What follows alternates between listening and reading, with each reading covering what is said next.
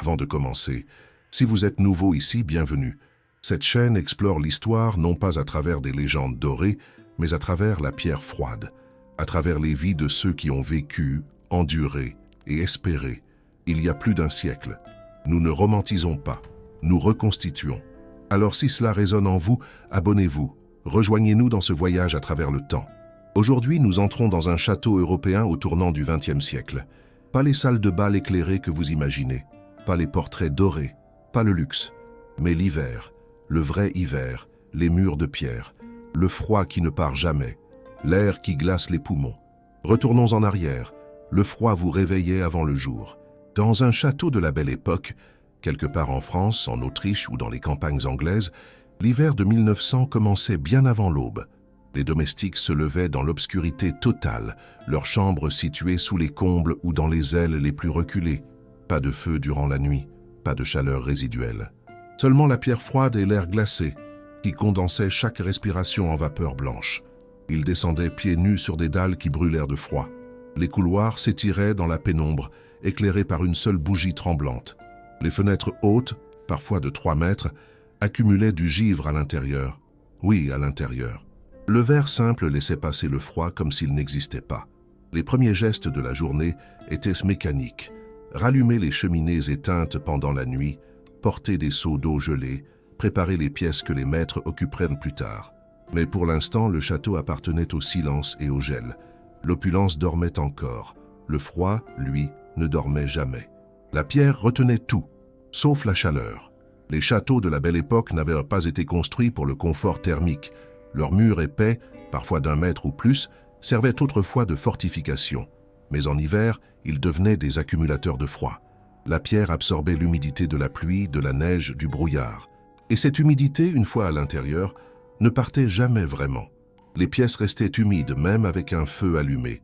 Les tapisseries lourdes accrochées aux murs, censées isoler, captaient l'humidité et dégageaient une odeur de moisie persistante.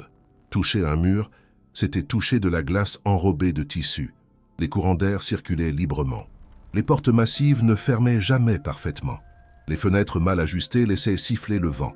Même dans les chambres les plus luxueuses, on pouvait sentir l'air glacé ramper le long du plancher, monter lentement, envahir l'espace comme une marée invisible. Vivre dans un château en hiver, c'était vivre à l'intérieur d'une cathédrale de glace déguisée en demeure. La chaleur était un privilège rare et toujours insuffisant. Seules quelques pièces du château disposaient de cheminées fonctionnelles, le grand salon, la bibliothèque, peut-être la chambre principale, mais une cheminée ne chauffait que ceux assis directement devant elle. À 2 mètres de distance, le froid reprenait ses droits. Le reste du château, couloirs, escaliers, chambres d'invités, salles à manger, restait glacial. Les aristocrates portaient plusieurs couches de vêtements même à l'intérieur, robes de laine épaisse, châles, gants d'intérieur. Les hommes gardaient leurs vestes boutonnées jusqu'au cou. Les femmes glissaient des bouillottes en céramique sous leurs jupes, des récipients remplis d'eau chaude qu'il fallait renouveler toutes les 2 heures. La nuit, on se couchait avec des briques chauffées enveloppées dans du tissu, placées au fond du lit.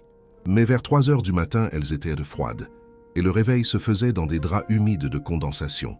Le luxe ne réchauffait pas, il masquait simplement la réalité, brièvement. L'hiver réduisait la vie à l'essentiel. Les journées se raccourcissaient dramatiquement. À 16 heures, la nuit tombait déjà. Les pièces s'assombrissaient malgré les bougies et les lampes à pétrole qui projetaient plus d'ombre que de lumière. Les activités s'adaptaient. Moins de déplacements dans le château, moins de réceptions, moins de vie sociale. Les repas devenaient plus lourds, soupe épaisse, viande en sauce, pudding sucré. Non par goût, mais par nécessité. Le corps brûlait des calories simplement pour maintenir sa température. Manger était une stratégie de survie autant qu'un plaisir. Les aristocrates passaient des heures immobiles près des rares foyers, enveloppés dans des couvertures, lisant ou jouant aux cartes. Mais même assis près du feu, les pieds restaient gelés. L'air chaud montait. Le froid restait au sol. Pour les domestiques, il n'y avait pas de pause. Ils couraient entre les cuisines, la seule pièce vraiment chaude, et les étages supérieurs, transportant du bois, de l'eau, des plats. Leurs mains craquaient. Leurs doigts engourdis laissaient parfois tomber les objets. Le château vivait au ralenti, comme si l'hiver avait suspendu le temps lui-même.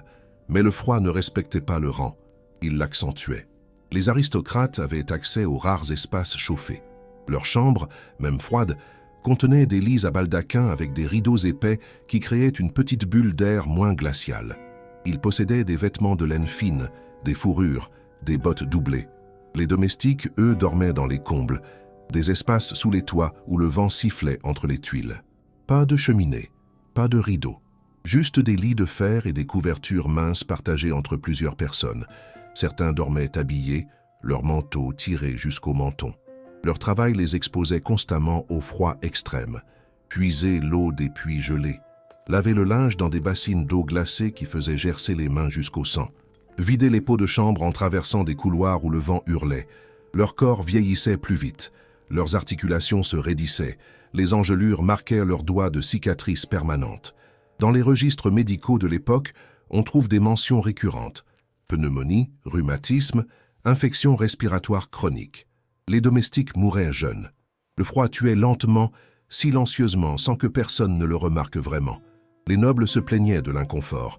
Les domestiques enduraient sans se plaindre. C'était la différence entre l'hiver subi et l'hiver imposé. L'isolement transformait l'esprit autant que le corps. Les journées courtes plongèrent le château dans une obscurité presque constante.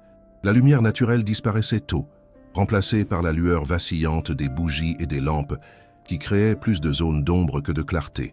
Les pièces immenses semblaient encore plus grandes dans la pénombre. Les couloirs devenaient des tunnels sans fin. Le silence s'épaississait. Les occupants du château vivaient une forme de confinement psychologique. Sortir était une épreuve. Les routes enneigées, le vent glacial, l'absence de transport chauffé. Beaucoup restaient enfermés pendant des semaines. Les contacts sociaux se limitaient aux mêmes visages, aux mêmes conversations répétées. La monotonie s'installait comme une brume qui ne se levait jamais. Les femmes aristocrates brodaient près du feu, lisaient les mêmes livres, écrivaient des lettres interminables. Les hommes chassaient quand le temps le permettait, mais passaient l'essentiel de leur journée à ne rien faire, une oisiveté forcée qui pesait sur l'âme. Les domestiques, malgré leur travail constant, ressentaient un autre type d'isolement. Ils étaient invisibles. Leur vie se déroulait dans les marges du château, les cuisines, les lingeries, les escaliers de service. Ils voyaient tout, mais n'étaient jamais vus. L'hiver amplifiait cette solitude. Leur fatigue était si profonde qu'ils n'avaient même plus l'énergie de parler entre eux. Le château devenait un espace habité par des fantômes vivants. Ce que l'hiver dans un château de la Belle Époque révèle, ce n'est pas seulement une question de température. C'est une vérité plus profonde sur ce que signifiait réellement le luxe à cette époque. L'opulence n'était qu'une façade. Derrière les portraits dorés, les lustres de cristal, les meubles sculptés, il y avait le froid, toujours le froid. Un froid que l'argent ne pouvait pas vraiment chasser, seulement atténué pour quelques privilégiés, dans quelques pièces, pendant quelques heures. Les châteaux n'avaient jamais été conçus pour être confortables.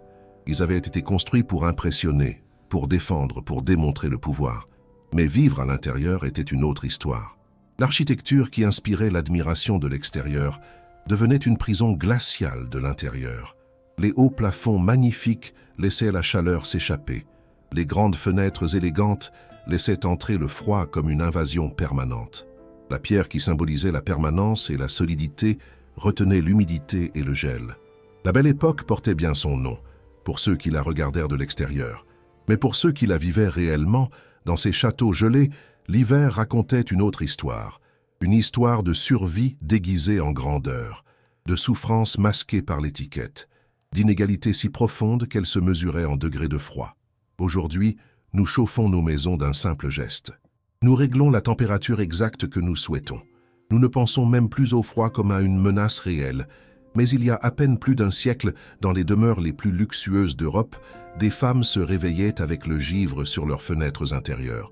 Des enfants aristocrates apprenaient à lire emmitouflés dans des couvertures. Des domestiques perdèrent leurs doigts aux engelures. Le confort moderne que nous tenons pour acquis n'existait pas même pour les plus riches. L'hiver dans un château de la Belle Époque nous rappelle que le progrès ne se mesure pas seulement en inventions spectaculaires, mais aussi dans la simple capacité de vivre sans avoir froid. Et que le luxe d'hier cachait une réalité que personne ne voulait voir.